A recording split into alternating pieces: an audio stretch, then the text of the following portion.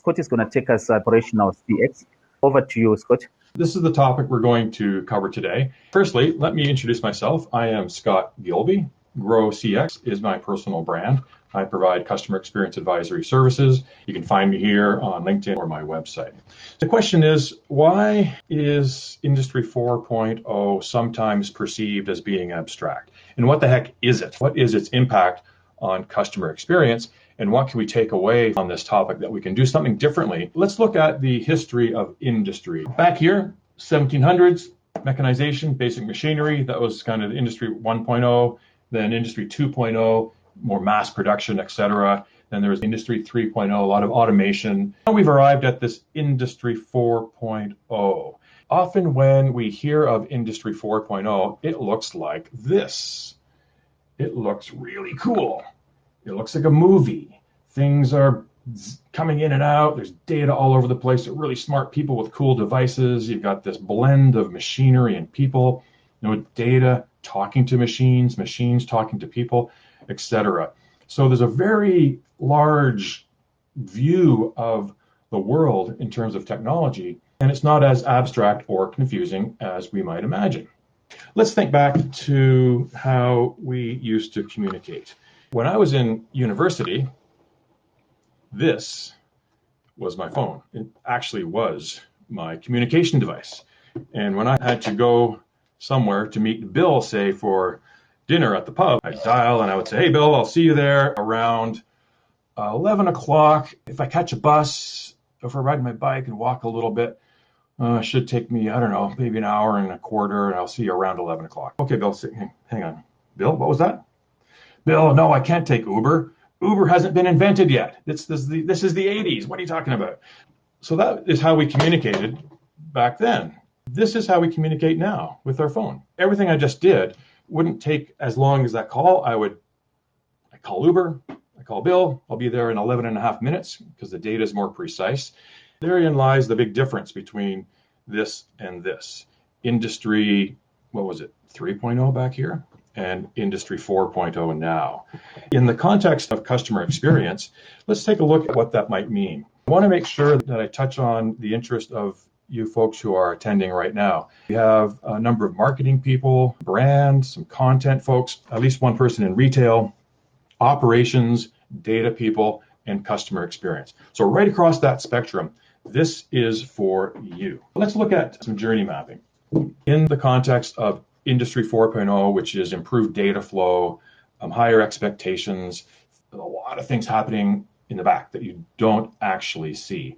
So I'm going to knock this down to a really pretty straightforward set of examples here. If we look at journey mapping, and there are various ways to go about this. This is one of my favorites, which is you take a pen and a piece of paper and you draw out a squiggly line, which represents the beginning of a customer journey, and eventually all journeys come to an end.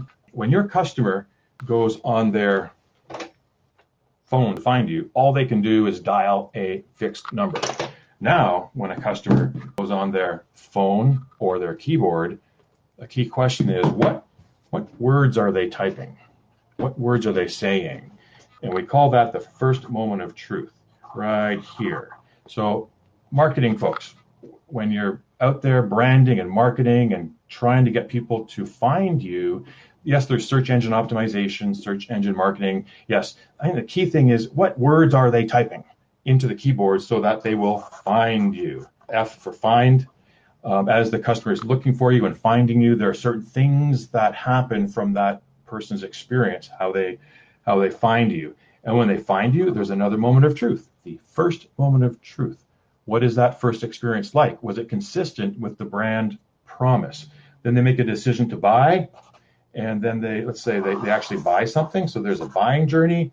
You have to onboard that customer. You want to collect their money. They need to pay. And all these things are critically dependent on what you've promised and what the customer is actually experiencing, namely underpinned by processes and data. And that's my focus for this talk.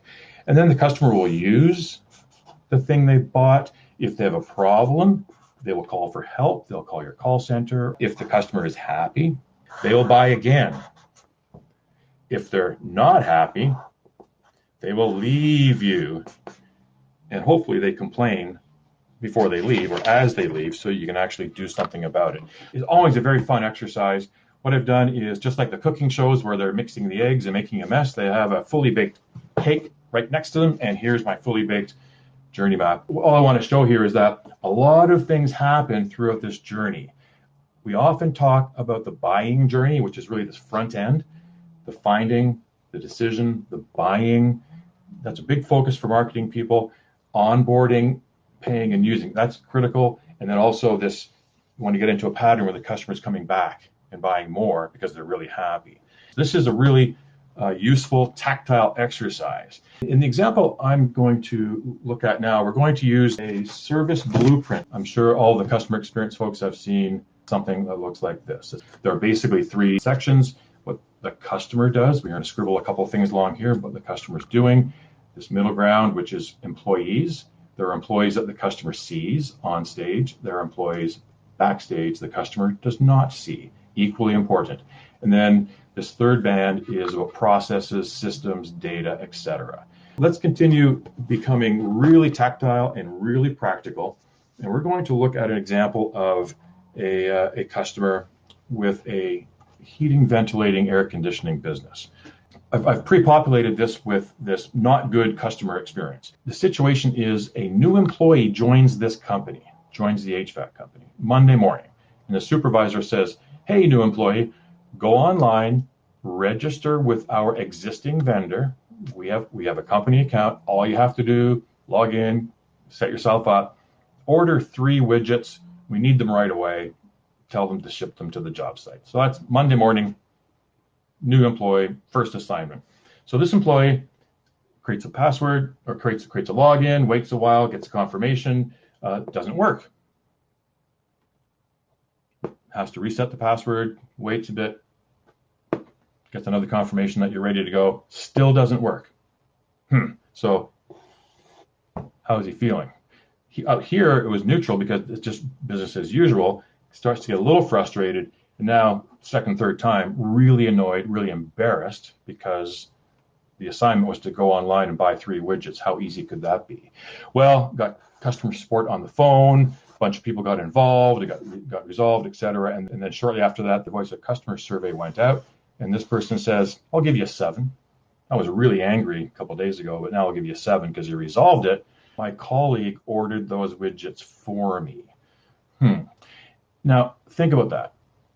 When we're fixated on the NPS score, 7's not good, but it's not a 5. It was rescued from a really bad situation. So some folks in this exact example said, we saved a -2. We brought it up to a 7. Everything is good. And someone else said, well, why is that good? Why did we put this customer through all this wrangling? And why did we accept that the customer needed to go to a colleague to solve their problem? That's not good at all. So let's take a look at what happened. And again, Industry 4.0, data, systems, processes, things you don't see. This is boring. This is buying parts for a heater.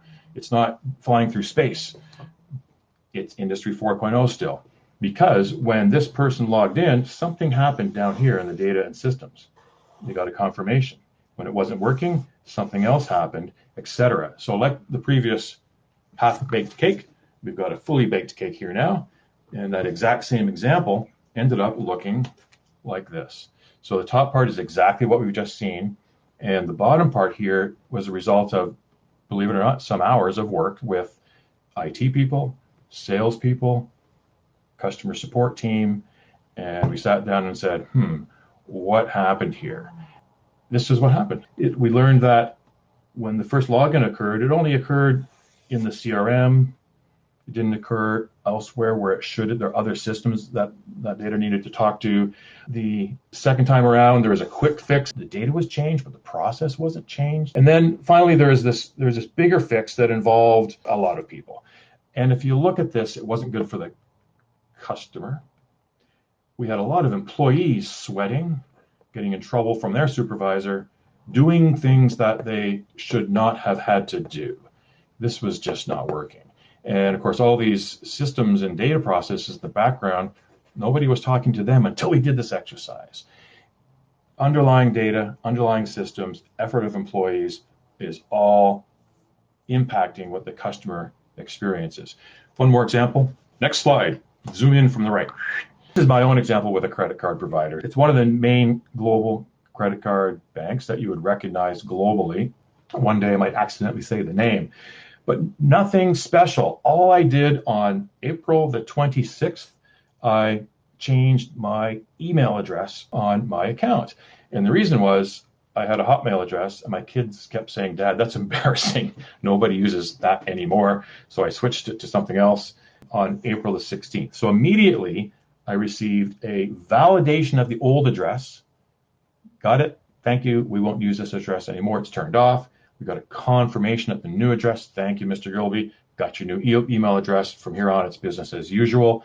And then look at this. 4 months later, I got an email at my old address and they were marketing something. So I had to go into the unsubscribe and unsubscribe from the old email address that I already turned off 4 months previous.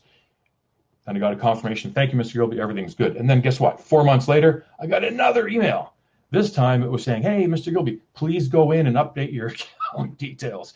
But what the heck? And this squiggly face, at first I was really angry. Then I thought, well, what fun. As a customer experience professional, what a beautiful example to talk about. Frustrated customer, and promise you there's something going on in the engine room down here that made this happen.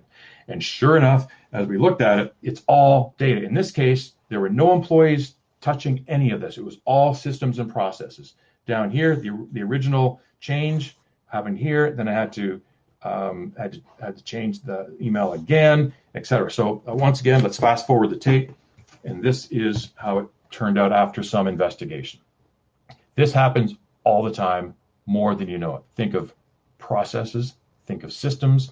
As a CX professional, you need to be friendly with a few folks. You need to be friendly with your HR people who can help you in here perhaps, and you certainly need to be friendly with your IT folks who are, sometimes working in the background, not always, but IT folks who can help you or you help them. That's big teamwork. In this case, we had salespeople, HR, and we had certainly IT and some of the e-commerce people who realized that, what's going on here?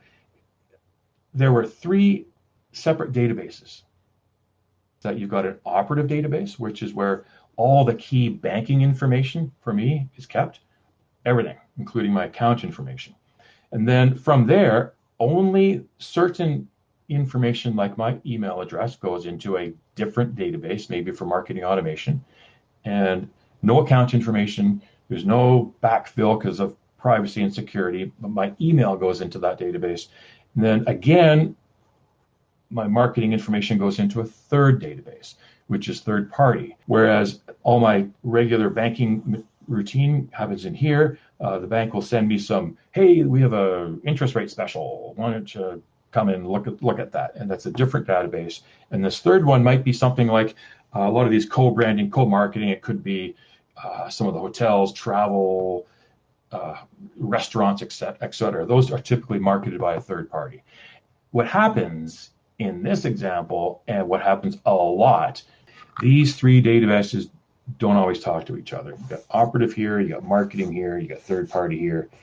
Once you uncover it, it can be tricky to unwind, but you got to find out what's going on in the engine room of your data processes and systems, because it impacts the customer experience and disturbs employees who are basically wasting their time doing something that doesn't add value, that they shouldn't have to do. So that's it. I have one little piece here, which is a handout that I can mail you. If you give me your physical mailing address, I'll put a stamp on it. No, I can email this to you. But all of this combined, if you look at the complexities of journey mapping, of service blueprinting, of not being mystified by the technology, just sitting down, pen, paper, dig into the details with your team, there's a way to go about it. And I love that service blueprint. Use it all the time. When you're thinking of what the customer does and what our employees do and what our systems and data are responsible for, this is just a kind of a story on a card, which says the reason you have technology and processes. Don't get bogged down in KPIs and SLAs, they're necessary at certain aspects. From a customer perspective, for goodness sakes, let's help the customer buy and feel good about it. It's that simple. Set up things so that this is true. And that's the ultimate test. And from the employee perspective, what is the purpose of technology and process? I think it's to ease the workday, not make it easy and not eliminate jobs, but just ease the workday. So that don't give me 10 things to do when the data's messed up. Clean up the data and give me 10 things to do that add value to the customer. Ease the workday. And finally, systems and data, speed and trust. You can get data fast that's wrong. You can get data slow that's trustworthy. You got to get data fast, especially now. Back here, an hour and a half was okay. And now here, that's a minute and a half. I want it now, I want it fast, and I want it right. I want to know when my pizza's arriving. I want to know when my Uber's arriving.